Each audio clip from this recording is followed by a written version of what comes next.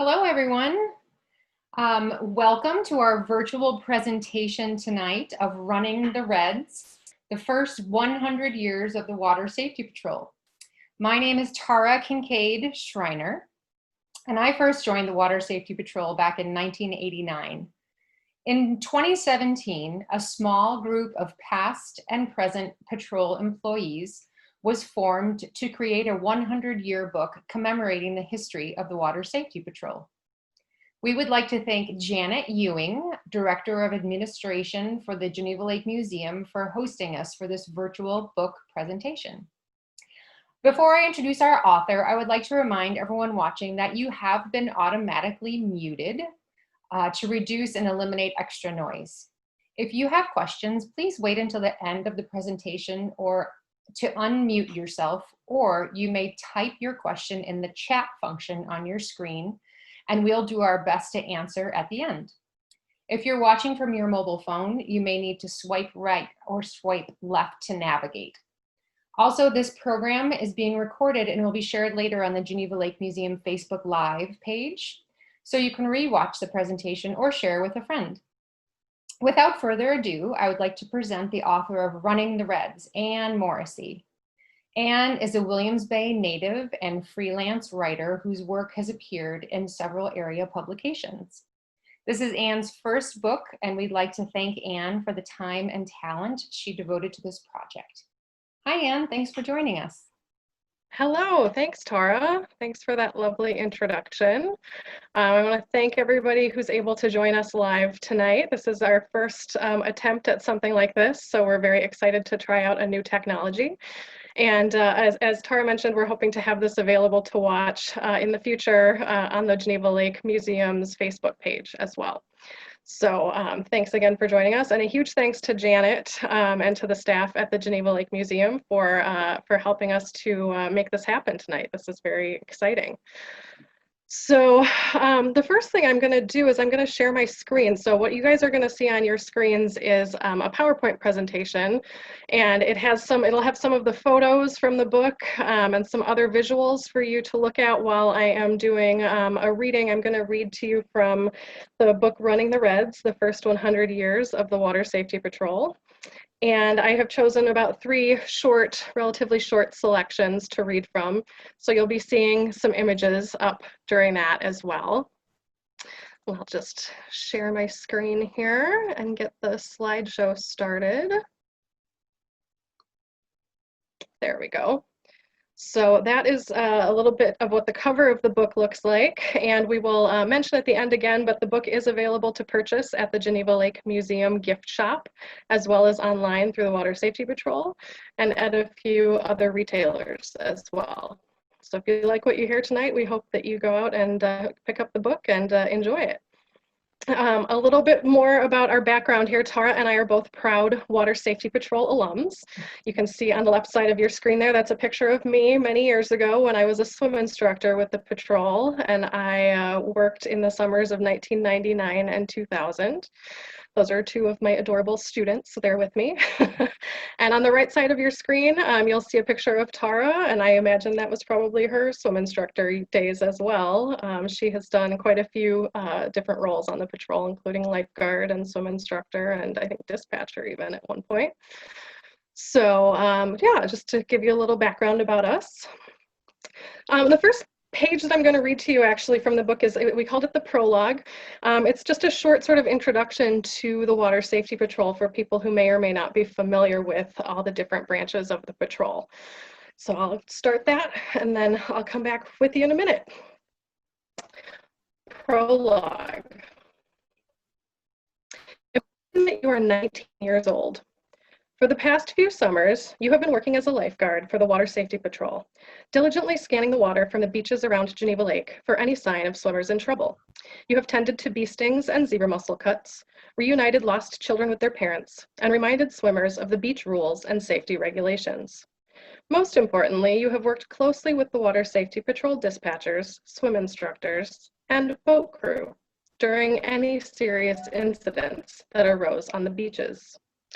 Lifeguarding is a job you loved, but you began to feel that you were ready for a new level of responsibility, a new set of challenges.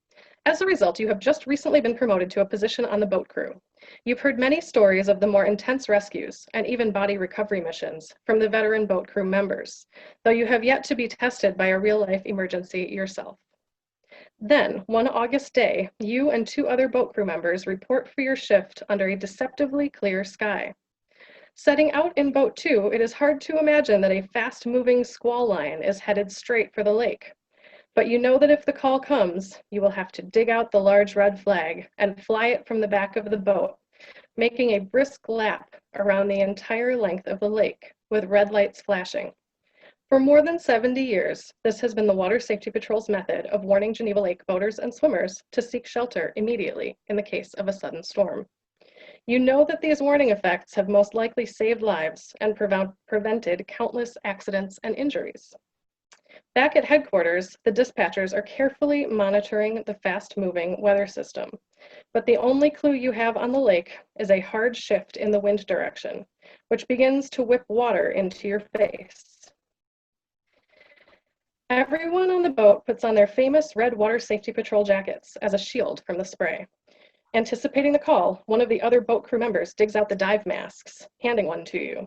You might want to wear this when we speed up, she explains. Suddenly, as the boat is rounding Black Point, the deepest part of the lake, your adrenaline begins to pump as you hear the dispatcher's voice crackle over the radio. Headquarters to Boat 2, run Reds. So that's just a little explanation of where we got the title of the book from, and you can see on the screen there a few photos of some of the alums over the years who have had that task of flying the red flag from the back of the boat. Some of the earlier boats, it was just the flag, and now that we have some more advanced boats, we're able to do red lights as well. So if you ever see the patrol boats out with a red flag and red lights flashing, that means take shelter immediately. And we thought that was a good explanation of what the patrol does and a good encompassing term for the title of the book. So when we started this project, we knew we wanted to write a book about the 100 years of the history of the Water Safety Patrol, and we knew that we had a lot of materials available to us, but they were a little bit scattered. And we had a lot of institutional knowledge from the past, say 40 to 50 years, but trying to dig back even deeper into the early years was pretty challenging. And that is where the Geneva Lake Museum came in really handy. And Janet and her staff at the Geneva Lake Museum were able to help us go through their archives. We were able to dig through and find some really great old photos from the 1920s and 1930s, and some reports about the Water Safety Patrol that we didn't even know still existed. And it was really because of the materials that we found at the museum that we were able to piece together the puzzle of the first, say, 20 to 40 years of the Water Safety Patrol. So I thought today what I would do is I would share with you chapter 2, which is the chapter about the early founding of the patrol from about 1920 to 1940. And this is a chapter that could not have existed without the help of the Geneva Lake Museum. So I will read that one for you next. Let me just get the right slide queued up here. Chapter 2, Waterproof Geneva Lake, the founding of the Water Safety Patrol and its early history, 1920 to 1940. By 1920, the Lake Geneva area had evolved into an established and trendy summer haven for wealthy families from nearby cities like Chicago, Milwaukee, Rockford, and Madison, earning it the nickname Newport of the West. At the same time, the introduction of the automobile and the proliferation of paved roads ushered in a new kind of vacation, the road trip. And more day trippers, short-term vacationers, came to the area to enjoy the lake's natural amenities, with more hotels springing up to accommodate them. The most famous of these, the Frank Lloyd Wright designed Hotel Geneva, had opened in downtown Lake Geneva in 1912. The public beaches in Lake Geneva, Williams Bay, Fontana, and Buttons Bay were busier than ever before. On the lake itself, the combination of more speedboats and more visitors using the lake made the environment ripe for tragedy. In 1920, recognizing the dangers of the lake, Chicago stockbroker and philanthropist Simeon B. Chapin devised a solution to combat these mounting water safety challenges. Chapin had lived with his family at his Lake Geneva summer home, Flowerside Farm, for more than 20 years. He also served on the Board of Trustees at George Williams College Camp in Williams Bay and was a strong supporter of the Lake Geneva YMCA. The drowning death of a young man visiting George Williams that summer surely weighed on his conscience as he set out to improve the level of water safety awareness around Geneva Lake. Thanks to the efforts of a man named Commodore Wilbert E. Longfellow, the national organization of the YMCA had just recently begun a partnership with the American Red Cross to improve water safety across the country. As part of this program, the YMCA published the first national lifeguarding textbook in 1916. Chapin may have capitalized on these new advances to rally support for his cause in the Lake Geneva area. Gathering a group of like-minded lake residents, Chapin solicited private donations to form a new local organization to promote water safety awareness and rescue. The Water Safety Patrol was born, gathering speed. The group started as an extension of the Lake Geneva chapter of the American Red Cross, which had been founded in 1916 to promote war preparedness prior to America's entry into World War I. When the war ended, the chapter turned its attention to domestic projects, embracing water safety and education. Because of this, the patrol's original name was the Water Safety Committee of the Red Cross, though from the earliest days it was more commonly referred to as the Water Safety Patrol. The new group's first efforts focused on public education and awareness. They funded the printing of water safety posters to be displayed at various piers and camps around the lake, and used the remaining funds to hire one full-time lifeguard for the beach in Lake Geneva, purchasing a rowboat to assist him in deep water rescues. Chapin and the other early benefactors proved to be forward-thinking leaders on the cutting edge of a movement that was quickly gaining steam in the Midwest. In 1924, a newspaper item from Oshkosh mentions a water safety program that drew participants from around the state to Lake Geneva for a 3-week training course. The following year, the annual Red Cross Institute met at Conference Point Camp in Williams Bay, and this jump-started efforts to expand the Water Safety Patrol. Following that meeting, the Water Safety Patrol Board hired the organization's first director, Wendell Berger, and worked out a loan arrangement with Northwestern Military and Naval Academy to acquire use of the first patrol boat. That year, the patrol also expanded to 12 full-time lifeguards, as well as a growing stable of volunteer lifeguard assistants, all of whom were required to pass the newly established American Red Cross life-saving test. At the end of the 1925 season, the board prepared a report on the patrol's activity. 724 students participated in swimming lessons. 7 water safety demonstrations reached an audience of 1,450 people, and patrol lifeguards provided 2,000 hours of coverage at a total of 15 sites around the lake. Many lives are reported as having been actually saved, Bonnie Burton Dennison, the report's author, stated. She went on to add that the National Red Cross headquarters in St. Louis was so impressed by the work of the Water Safety Patrol that they released the report to newspapers and university publications throughout the Midwest in the hope that other lakes would establish similar organizations.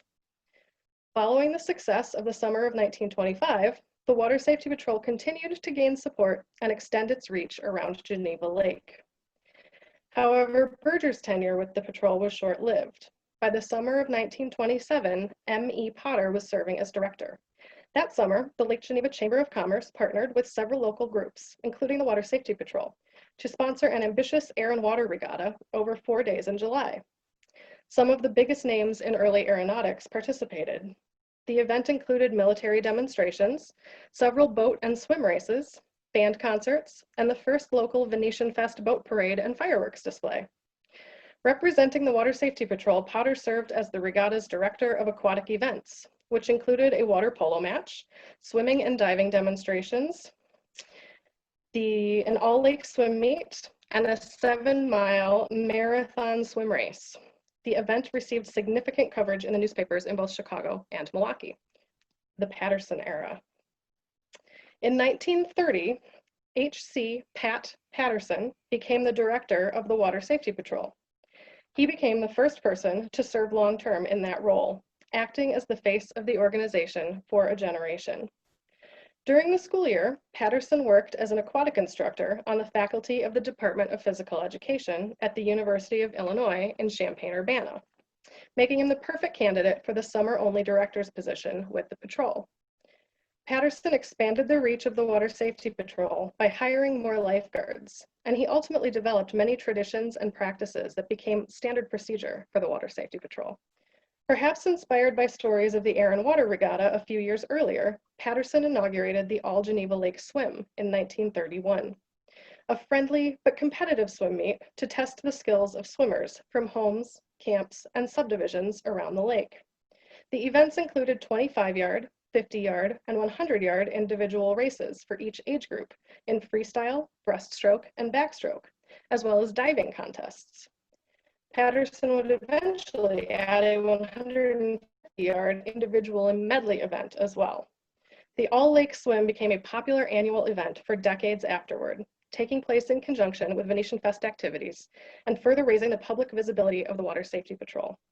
The organization flourished under Patterson's leadership. He rapidly expanded the number of patrol employees from just 22 in 1931 to 40 in 1936. Even in those early days, Patterson hired both men and women to work as lifeguards and swim instructors. The roles were combined until after World War II. His progressive, forward-thinking approach to water safety on Geneva Lake earned national accolades. In 1933, the First Aid and Life-Saving Branch of the National Office of the American Red Cross recognized the Water Safety Patrol with its highest rating of any patrol in the United States. That same year, the patrol's Learn to Swim program taught over 700 students and instituted the first mother and child classes, now known as parent-taught classes. 4 years later, in 1937, Patterson purchased a new patrol boat for the organization, a 20-foot, 75-horsepower boat equipped with a two-way radio to communicate with law enforcement, the newest technology of the era, as well as a resuscitator, oxygen tanks, drag lines, grappling irons, a water scope, stretchers, and first aid supplies. The following year, recognizing the importance of speed in life-saving maneuvers, Patterson traded in that boat for an even more powerful 135 horsepower Garwood. Patterson set the organization on a path to water safety excellence that continues to this day. Though area residents may not have realized it at the time, a new era of the Water Safety Patrol had just begun. So that is chapter 2 of the book, which, as I said, talks about the very early history of the patrol. The way the book is organized is there are 10 chapters, and the first 5 chapters, gotta do my math. First 5 chapters are broken up into the decades. So 1920 and 1930 is the decades we just read about. The next chapter would be the 40s and 50s, and then on up to the present. Then there are 3 chapters after that, one for each branch of the organization. So there is a chapter about the boat crew, there's a chapter about the lifeguards, and a chapter about the swim instructors. And then we have a great chapter at the end about the social life of the patrol. And to round it out, in the very beginning, we have a sort of an overview of the Lake Geneva area and the history of the area for people who may not be as familiar. So that's sort of the structure of the book. One of the things we were able to do that I was really happy to do was we got to interview over 50 former and current patrollers about their memories and their experiences on the Water Safety Patrol. And we have incorporated a lot of their stories into the book through pages, as you'll see in a minute here. We called them In Their Own Words pages. And each person that I interviewed got to give their memories, and we distilled them down into great stories, and they each got a page to sort of share what was so important to them about their Water Safety Patrol experience. So that was a really great way for us to gather all the oral histories and all of the alums that are out there. So the last little bit of reading I'm going to do is we're going to move forward in time just a little bit here, and it is from the 1960s. And it is a part of the book that talks about the changing social fabric of the Geneva Lake area. The 1960s marked the beginning of what would come to be a seismic shift in the social fabric of America. As the post-World War II baby boom generation began to enter their teenage years, they proved to be rebellious and adventurous. In the Geneva Lake area, this manifested itself as early as 1961, when the leading edge of the new generation of students collectively descended on the area during the 4th of July weekend, creating an atmosphere that the local papers at the time compared to the raucous new spring break tradition in Fort Lauderdale, Florida. On July 6, 1961, the Lake Geneva Regional News reported that 5,000 young persons engaged in altercations with police. Around 50 people were arrested for disorderly conduct. A similar scene over Labor Day weekend netted the arrests of 77 more. This trend of America's youth clashing with local Walworth County law enforcement repeated itself over the next few summers. But in 1967, the conflict escalated. In reaction to a police-imposed curfew, a restless crowd of, quote, several thousand young people, according to the local papers, broke windows, burned an American flag on the lawn of the Riviera, and then took to their cars and caravanned around the area, throwing rocks, driving erratically, yelling obscenities, and evading police. According to former patroller John Grunwald, the local police asked the Water Safety Patrol to assist with crowd control. I was walking in the streets and the police wanted everybody to get back on the sidewalk. So I was talking to the people I thought looked like the leaders of the groups, trying to get them to go back up on the sidewalks, he remembers. Eventually, more than 100 people were arrested and the county mobilized the National Guard to restore order. Despite this isolated civil unrest, the Geneva Lake area was becoming a world-class vacation destination as the construction of several new full-service resorts began to eclipse the mom-and-pop motels that predominated in the 1940s and 1950s. In Fontana, the opening of the Abbey Resort in 1963 ushered in a new standard of luxury to the area. In addition to the luxe accommodations, the Abbey's developers also dredged a swampy lagoon to create a sizable marina, which added 250 boats to the lake's mooring capacity. Just a few years later, media mogul Hugh Hefner chose Lake Geneva as the site of his first Playboy Club hotel, which opened in 1968 with 2 PGA-designed golf courses, a ski hill, and a theater that brought top national talent to perform on site. The Playboy Club put Lake Geneva on the international travel map, bringing vacationers from all over the world. On the lake itself, the baby boomers embraced water skiing, competitive sailing, and scuba diving. The higher density of people and boats on the lake, combined with a generational sense of defiance to rules and regulations, created a challenging environment for the Water Safety Patrol. At the same time, the general youth and confidence of some members of the Water Safety Patrol was seen as distasteful to some of the older generation in the Geneva Lake area. Quote, "They called us the boys of summer," remembered David B. Williams, former patroller and longtime legal counsel. "There were a number of people in that era who just thought of us as a bunch of playboys," he laughed, adding, "but we always took our jobs seriously." So that's a little bit about the Water Safety Patrol in the 1960s, and you can see on your screen here, that is a shot of the beginning of chapter 4. And those are the Water Safety Patrol employees of, I believe, 1966 in that photo there. I am going to click through here. There's a few more sample pages to give you an idea of what the book looks like. This is a sample page from the chapter about the 1950s, and there are some great old photos from that era as well, and an interview with a gentleman named Bert Getz, who is the longest serving patroller we've ever, or not the longest serving, I guess he started the earliest of anybody I spoke with. His start date goes back to 1953, I believe, and he was about 12 years old at the time. He was a volunteer assistant at that point. And this is a picture of Bert's father on the right here, who was very involved and was the president of the board of directors for a while. His name was George F. Getz. The next page is another example of what the In Their Own Words pages look like. This is from the 1990s, it looks like. Late 80s, 1990s? I don't know. I'd have to look it up. But there are a lot of great photos from all of the eras in here, and hopefully lots of scenes of Lake Geneva that will look familiar to anybody who has spent time here. That was one of the fun things about putting the book together, was finding all of these great photos of boats on the lake and people swimming, and just really beautiful pictures of the Geneva Lake area in general. Here's another sample page from the book. We were able to put together a timeline, a visual timeline of almost all of the boats that have served in the Water Safety Patrol fleet over the years. So I know there are quite a few boat enthusiasts out there in the world, and this is a great way to learn about the history of the Water Safety Patrol fleet. This is actually just 2 pages. It's actually a 4-page spread. Keeps going on the next page, but it has some great boat photos again.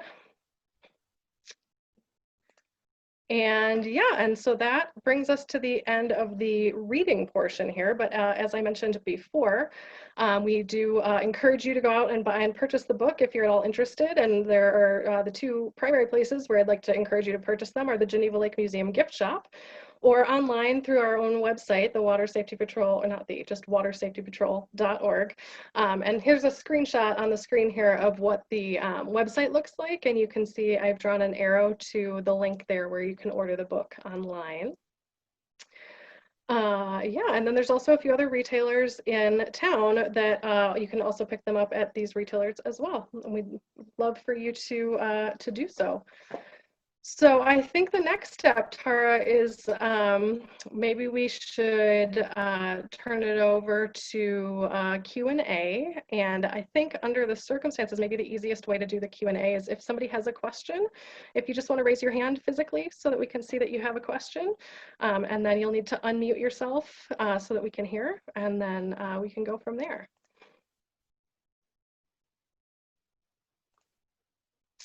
Let's see, I'm going to scroll through here, see if I see any hands up. All right, Pat Schreiner, what's your question? So Anne, this is all great. I just thought you said you talked to so many people, and I was wondering what was one of the stories, craziest stories that stood out to you and everything you heard over the years for Water Safety Patrol? Well, I'll tell you, that's a great question, Pat. I interviewed, as I said, over 50 people, and I heard a lot of really great stories. But one of my favorite stories that was one of the more shocking and more surprising, I heard from our current director, Ted Pankow, who is celebrating his 30th year as director of the patrol this year. And he actually had, for 10 years prior to that, he had been a patroller. And he told a great story about his very first day on the boat patrol. He had, oh, it looks like someone is sharing their screen here. Let's see. I'm not sure. There we go. Okay. So he told this great story about his first day on the boat patrol.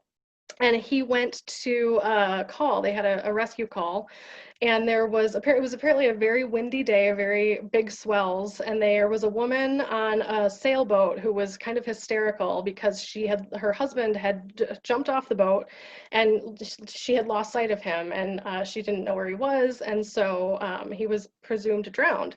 And they spent quite a bit of time on Ted's very first shift searching the waters, these sort of, very rough waters, searching the waters for this man's body, unfortunately. And they were unable to recover him. And so Ted, who was quite young at the time, and it was his very first day, he was the one who was tasked with, going back to the woman and basically informing her that they had been unsuccessful at finding her husband. And he said it was this, really dramatic incident that had stayed with him for years and years and years because, it was so emotional. And so she was so upset, obviously, and it was so difficult. And about 10 years later, he was reading the newspaper and he discovered that an insurance investigator had caught up with the man who was living in Arizona. And he and his wife had actually staged the drowning to collect on the insurance money, essentially. And so Ted tells the story about how, his very first experience out on the boats was this very traumatic experience for him, but it actually turned out to be an insurance scam after all that. Oh my gosh. So, yeah. Oh, thank you. Yeah, I mean, there's a lot of, unfortunately, part of what the boat crew does have to go through a lot of times is, some pretty heavy, serious stuff. They do a lot of, they're there for all kinds of emergencies. So they're there to tow your boat if your boat breaks down, but they're also there if something more serious happens, and they are often the people that do end up having to do the diving for people who have drowned. And so it really runs the gamut of the experiences that people have while they're on the boat crew.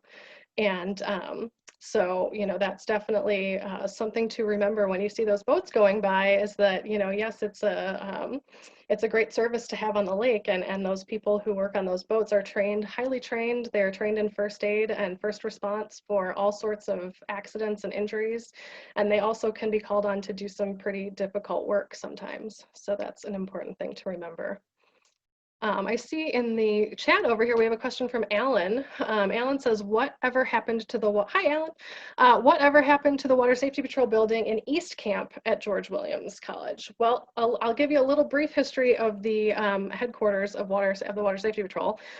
Starting sometime in the 1940s, the headquarters moved out of the old Lake Geneva YMCA building, which is no longer present. They tore it down. It was right downtown next to the library. And so the Water Safety Patrol moved onto the Riviera Pier in the 1940s, and they inhabited a tiny little building, 16 by 16 square. And they were there for something like 60 years. The patrol headquarters was right there on the Riviera Pier with quick access to the boats.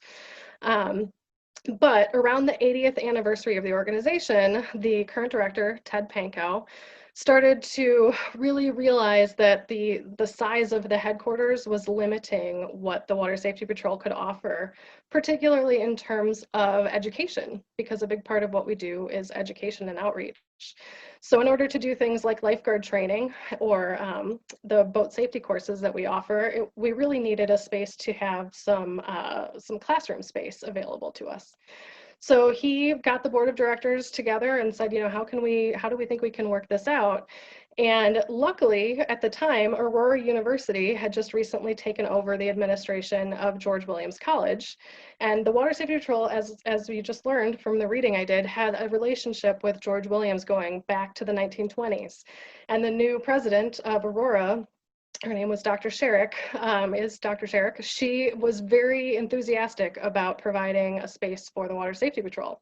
So initially, in around 2002, I believe, we made an arrangement with them to, she said, if you can raise the money to build your headquarters, we will give you the land to build it on, and we'll give you a 99-year lease on that land.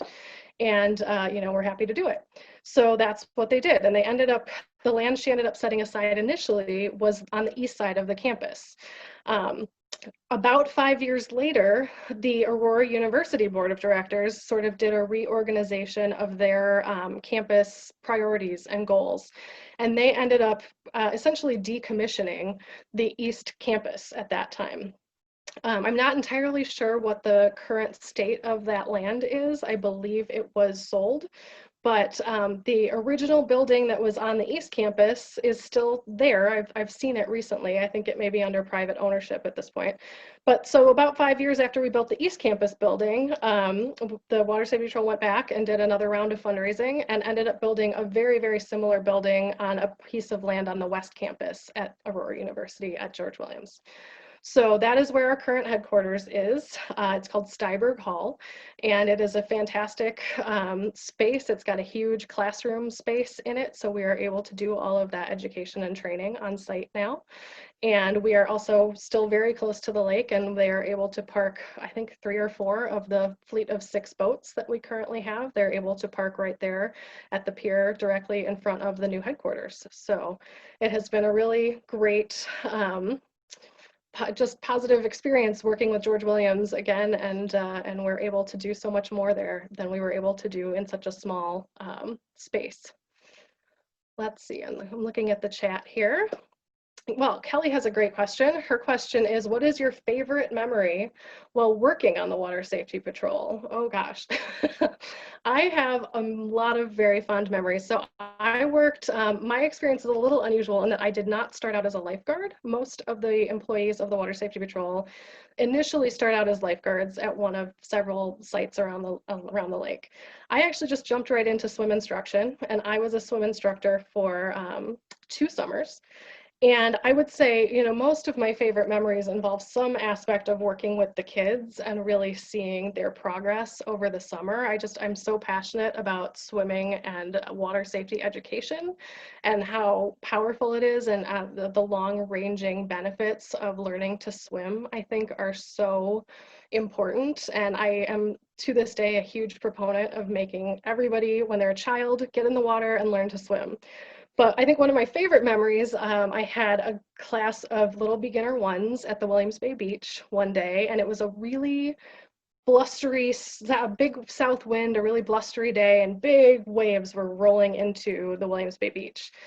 And this class of beginner ones, there were about 4 or 5 of them, and a couple of them were really, really nervous in the water. And it was still early in the swimming lesson season, and I could tell that they were really scared to even be near these waves. So I spent a half an hour, one whole class. We spent literally just sitting on the beach at the point where the water met the sand, and we all just sat in a row, and we just let the water wash over us. And we talked about what water does and what wind does and all of these things. You know, it was just another day in swimming lessons, and I didn't want to take these little kids in the water when they were so scared. So we just sat and watched the water and talked about the water. And about 10 years later, I was running errands, and I ran into the mom of one of the little boys who had been in that class. And he said, or she said, "Oh my gosh, my son just loves you. You were his favorite swim instructor. He remembers this day where you guys just sat on the beach and watched the waves come in, and it's still one of his favorite swimming lesson memories." So it was one of those moments where, you know, you just never know the impact you're going to have years later. And she said, "Oh, you know, he's a star swimmer now, and we're so proud of him." And so that was just a really nice way to realize kind of what you're doing and what the effect is years down the line, you know. Let's see, Bonnie has a question for us. Bonnie says, "What is a typical day in the life for a summer to kick off summer? I know on Labor Day, Water Safety Patrol does a farewell wave. Is there anything else?" So yes, so to talk about the Labor Day flyby is actually a really fun event that the Water Safety Patrol does every year. And that is done at, I believe, 6 p.m. on Labor Day Monday. And it's sort of the traditional, sort of symbolic closing of the lake. Obviously, you can't close the lake, and the patrol will still be out there for several weeks after that, but it's just sort of a way to acknowledge the summer that has just passed. So the patrol gets all 6 of its boats out that are in the fleet, and they form a V formation, and they do a sort of slower lap around the entire lake. And Ted, our current director, resurrected this a few years ago. Apparently it had been a tradition several years ago, and it had sort of fallen out of favor. So he decided to bring it back, and it just kept gaining speed, and people really loved this tradition. So now what we find, we go out on the Labor Day flyby, and people are standing on the edge of their subdivision piers with signs held up that say, "Thank you, Water Safety Patrol," or people who used to be on the patrol will hold up a sign that says "Former Patroller," and they stand out and they cheer, and it's a really sweet sort of end of summer tradition now that we're able to partake in. So that's a really fun one. I can't think, Bonnie, I can't think of any other sort of annual traditions other than the Nautical Night Benefit and fundraiser that we do, which is a long-standing fundraiser that has been going on since the 50s. That would be the other big annual event, I guess, that I can think of, and that's usually in August. This year it will be a virtual event thanks to COVID. So I definitely encourage anybody who's interested to check out our website. I know this year it's kind of a wide open event because there are no attendance limits on a virtual event. So if you're at all interested, please check out our website and register for that. And that is a big part of how we do our fundraising for the year. It is worth mentioning here that the Water Safety Patrol is a 100% nonprofit organization. We do partner with a few municipalities we do get a little funding to provide lifeguards to those municipalities. But other than that, everything you see at the Water Safety Patrol is funded by private donation. So it is a huge, a big part of what we do is the fundraising aspect of keeping all of these branches running and keeping everybody in Lake Geneva safe. Yeah. Bonnie, it looks like you had a second part of your question here. How about how many boats, how many lifeguards, how many swim instructors? So the number of each kind of fluctuates each summer depending on things, but I believe we're at around 80 employees right now. Swim instructors don't change a whole lot. There's usually about 10 swim instructors every year. Lifeguards, I would say they're up to probably 50 lifeguards now, and then maybe 25 to 30 boat crew, part-time and full-time. So it's a big organization. It has really grown over the years. And you know, to start out, when it first started out in 1925 or 26, it had 12 lifeguards, and now we are at over 80 employees and counting. So it's been you know, a good century for us, and we hope to keep that going into the future as best we can. Oh, here's another question. How big are the boats? Molly wants to know. They are getting bigger every time we buy one, it seems like. So the most recent boats that we have purchased for the fleet, Ted talks a lot about this, but about 10 years ago, he realized he really wanted to start upgrading the fleet. Some of the boats were getting a little older and having more engine trouble. And when you're talking about going out and rescuing people, you know, seconds count in that situation. So he realized, you know, if it's taking us too long to get these boats started up, or if the boats are running too slowly and we're not getting there in time, that's a huge problem. So about 10 years ago, he started an active fundraising campaign to start upgrading our fleet. And so in the past 10 years, I think they've bought 3 or 4 new boats. The most recent 2 that we have bought, I think, are 28-foot Pursuits, which are large. Those are large boats. The most recent one that we purchased is also very special because it is designed to be accessible to people with disabilities. So it is able to do a lot more, and it is a really easy boat to maneuver and to get people out of the water. And it's just, it is able to accomplish a lot in terms of boat tows and rescues and everything that we need it to do, but it's also accessible to people who may have mobility issues.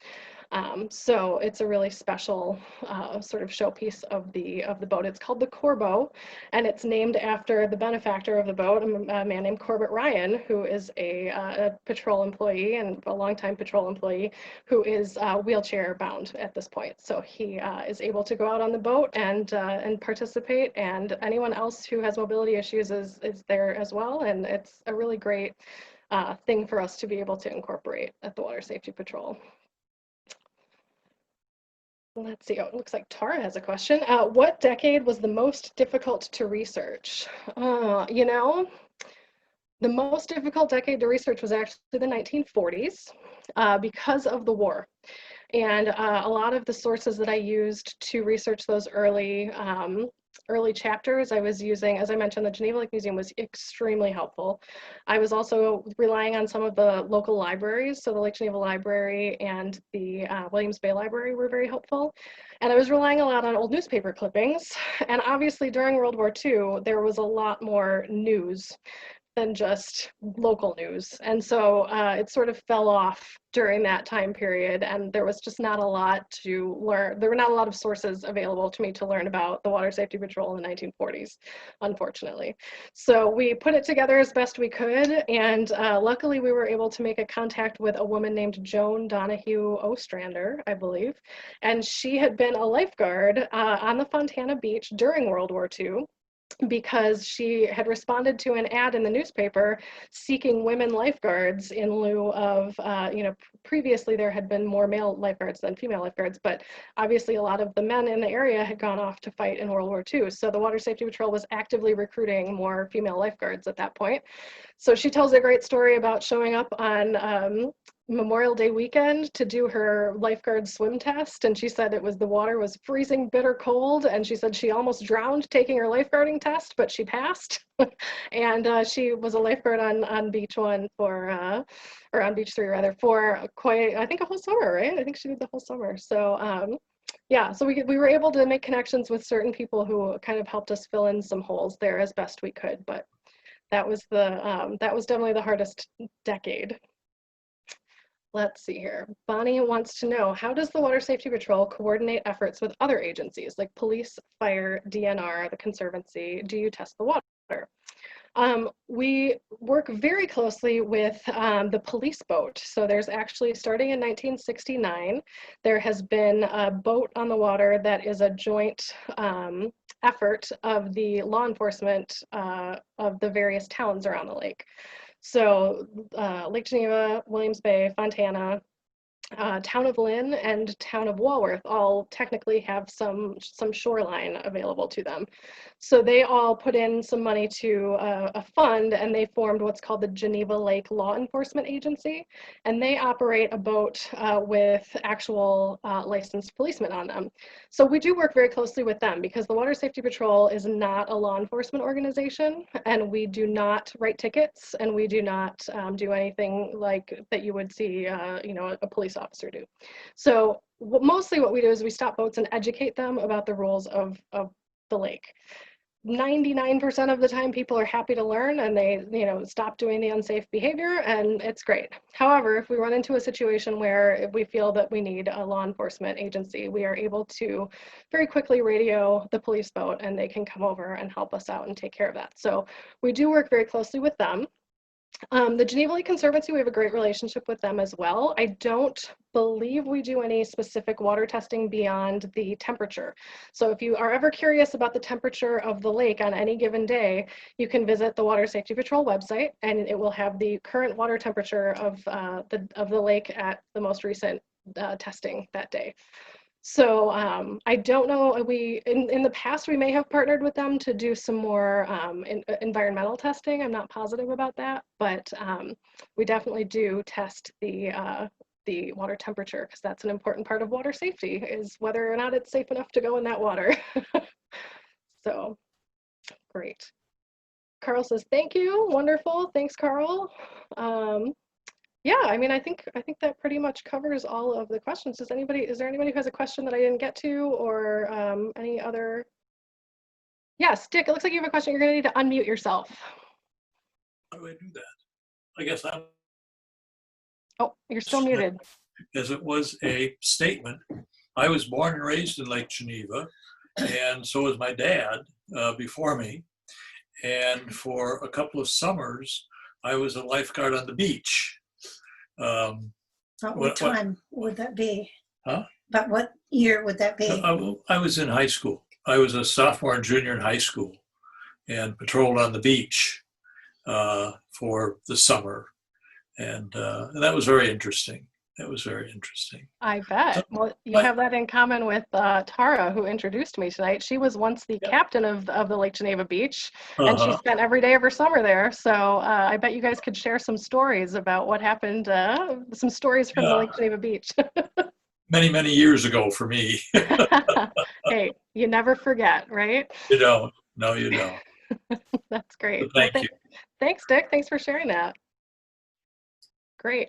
All right. Well, I guess that pretty much wraps it up. Tara, do you want to just give a last thank you to everybody here? Oh, yes. And that was fantastic. You're such a pro.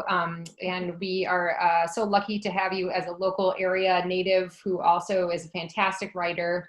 I should also mention that Nye Turner, the local book publishers, were the ones who actually created our book. And they were fantastic to work with, and can't say enough nice things about them as well. And our committee, we worked so hard. We were all volunteers, and I think in several different states for about 2.5 years trying to gather information. So we did our best. We made some mistakes, and but we had a lot of fun, and it was fantastic. And this year was supposed to be our big celebration year. There was a big reunion for all of the former patrollers. In June, we had a big reunion planned, and then it got postponed to Labor Day, and then now it's been canceled. So to those of us who have been planning the book and all the celebrations, it's been a bit of a disappointment that we can't all gather with our friends. We also had many book signings all scheduled, and those have been canceled as well due to COVID. So look for us in year 101 next year. Maybe we'll still be out there then celebrating and hopefully having our reunion next summer. We will have some subdivision signings, which we're looking forward to in July and August. And subdivisions such as Buena Vista, the Lake Geneva Beach Association, what am I forgetting? Glenwood Springs. So there's quite a few. The Manor. So we'll be out, Anne will be out signing books, and look for her. So we'll try and plug those as much as we can. Janet, it was so nice to create a virtual event with you. Thanks for your flexibility. This has been lovely. Thanks for loaning your audience to us. Anne is a history buff, and and she is so knowledgeable. So I love listening to her, and thanks for letting us have this time with your audience. Thanks, everybody. Thanks for coming, everyone.